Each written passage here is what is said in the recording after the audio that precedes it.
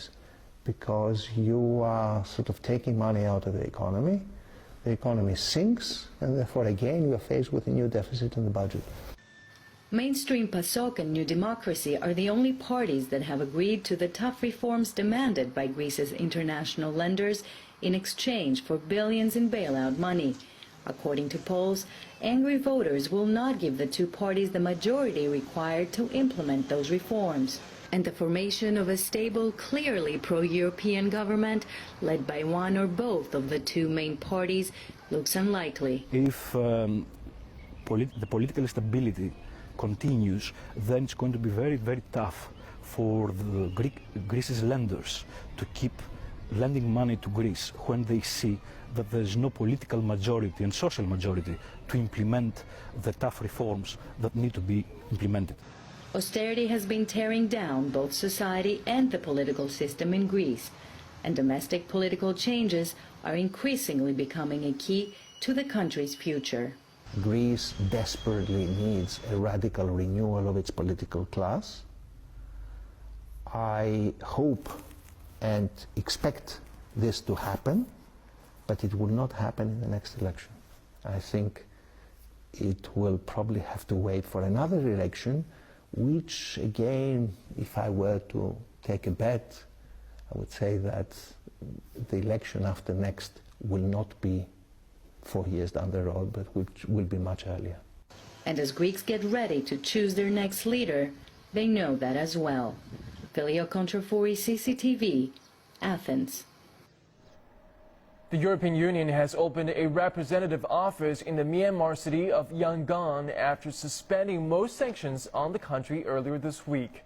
Visiting EU Foreign Policy Chief Catherine Ashton said the opening of an EU office in Myanmar symbolizes its commitment to supporting the country in the political process. Ashton also noted this is just the first step towards establishing a full diplomatic mission. About $200 million in support from the bloc has been made available for Myanmar's agriculture development. The EU will also review the remaining sanctions over Myanmar after 1 year. You're watching CCTV News. Stay with us. Welcome back. Saturday sees the curtain come down on the second Beijing International Film Festival, which has been running in the Chinese capital all week. The festival has become a place for networking, clinching deals, and for hot debates. But above all, it provides a platform for upcoming films to gain public exposure, which many Chinese directors now are looking to significantly boost their box office ratings. A host of Chinese movies have been showcased this week, a sound testament to a film market that's teeming with energy. Take a look. China's top directors are looking to confront Hollywood blockbusters head-on. Heavyweights like Feng Xiaogang, Chen Kuofu, and Tsui Hak all unveiled their plans to earn a bigger slice of the movie-going market at this week's Beijing International Film Festival. 94% of cinemas are showing Hollywood movies, while only 4% have Chinese movies showing. I hope young Chinese directors will continue to challenge this imbalance. As for myself, I want my new film, 1942, to face off with a Hollywood movie at the end of the year.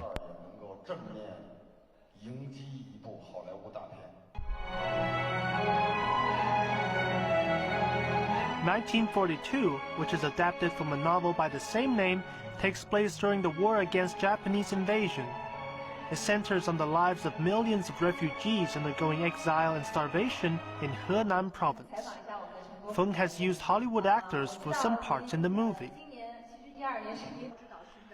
Many other types of movies were also promoted at the festival, including the sequel to the popular cartoon More Manor, which is about to be released. The film promises to take children on an enchanting and exciting journey into the deep ocean. Stanley Lee, CCTV. It was also a fun day for cartoon fans as the China International Cartoon and Animation Festival kicked off in Hangzhou.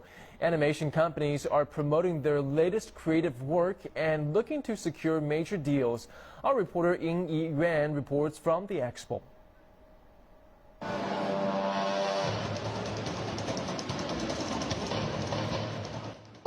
100 latest Chinese cartoon trailers are on the show. Fans can't wait to see their favorite characters. I think the characters in Your Princess are very beautiful, and I like the theme music very much. The cartoon is very funny, and the main character is very naughty. That's why my friends and I like it very much. Some Chinese cartoons have built up their brand image and notched huge sales. A good story, absorbing artistic style, and vivid performances are the key elements to delivering a successful cartoon. At the same time, having proper target viewers is also important. Adults' preferences are different from kids, but we still have too few good cartoons for grown-ups. To attract adult audiences can help Chinese animations to go global. Major animation publishers and buyers will come to the show, including overseas buyers from the US, Indonesia, Malaysia, and Thailand. Many Chinese companies are producing cartoons with high frame quality and looking to attract overseas viewers. We also bring this animation to worldwide. We have already launched this animation in Singapore, in Vietnam, and we have signed a contract with Thailand, Malaysia, and we scheduled to broadcast this animation in Hong Kong and Taiwan this summer. Comparing to Disney or Pixar, China Animation Company, we still have a long way to go. But I think one day we will catch them up. Chinese animation industry has been keeping rapidly growing in terms of quantity and domestic influence for last 5 years.